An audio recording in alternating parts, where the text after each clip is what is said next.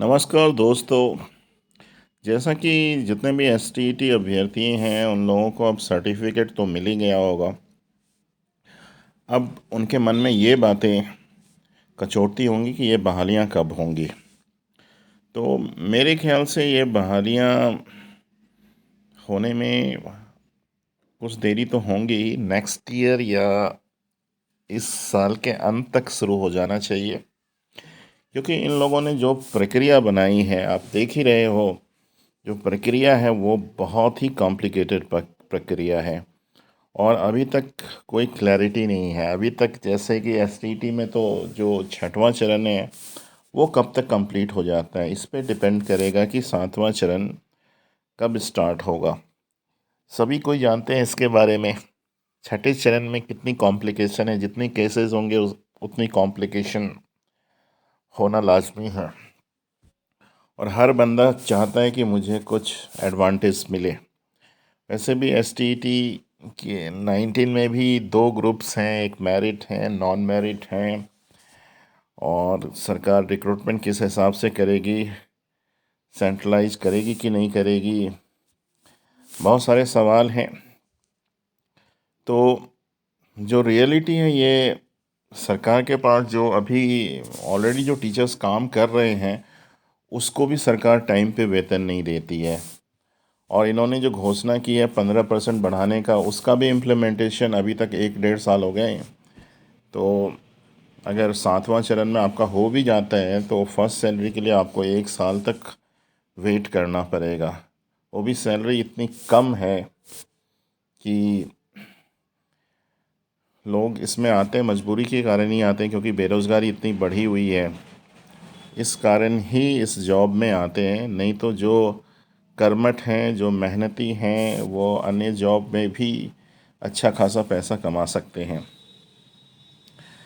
तो मेरा कहना था कि सातवें चरण की बहाली तो शुरू नहीं हुई, पर इन्होंने एक प्रिंसिपल की वैकेंसी निकाल दी है और प्रिंसिपल की वैकेंसी में इन्होंने इस प्रकार का क्वालिफ़िकेशन रखा है या एज फैक्टर रखा है कि इस पे भी कोई अप्लाई कोई नहीं कर पाएगा और हज़ारों केसेस हो जाएंगे या हो गए होंगे। जैसे कि इन्होंने 8 वर्षों का एक्सपीरियंस मांगा है +2 स्कूल्स में। जो +2 टीचर हैं, जो पीजीटीज हैं, उनको लगातार उनकी 8 साल की एक्सपीरियंस होनी चाहिए। तो जो भी एसटीटी क्वालिफाइड, एसटीटी की बहाली 2013 में हुई है और अभी चल रहा है 13/7/20। मैक्सिमम जो होंगे, जो सबसे पहले नियुक्त होंगे, मैक्सिमम उनका एक्सपीरियंस 8 से 9 साल हुआ होगा। तो ऐसे लोग जो होंगे बहुत ही कम होंगे, बहुत ही कम होंगे जिनका एक्सपीरियंस 8 साल का होगा। और जो माध्यमिक में हैं उनमें तो लोग होंगे ही नहीं, क्योंकि माध्यमिक में 10 साल का एक्सपीरियंस मांगा जा रहा है। तो उस प्रकार के लोग तो होंगे ही नहीं मेरे ख्याल से। तो जो एसटीटी क्वालिफाइड बंदे हैं तो वो नहीं अप्लाई कर पाएंगे। और जो पहले के लोग हैं, जो जिन्होंने 2010 में ज्वाइन किया है या 5 में ज्वाइन किया है, उनका एज ही एक्सपायर हो गया होगा, क्योंकि एज मैक्सिमम एज जो अनरिजर्व कैटेगरी के हैं उनके लिए 47 साल है। तो फिर इसमें अप्लाई कौन करेंगे? किसी को अप्लाई करने की योग्य भी ना छोड़ा है सरकार ने। और दूसरी बात, इन्होंने कहा था कि जो टीचर के पद में हैं वो 50% उन्हीं को प्रमोट करके बनाया जाएगा, जो नियमावली में लिखा हुआ है। फिर इधर जो एग्ज़ाम लेके कर रहे हैं, इसमें भी बहुत सारी त्रुटियां हैं।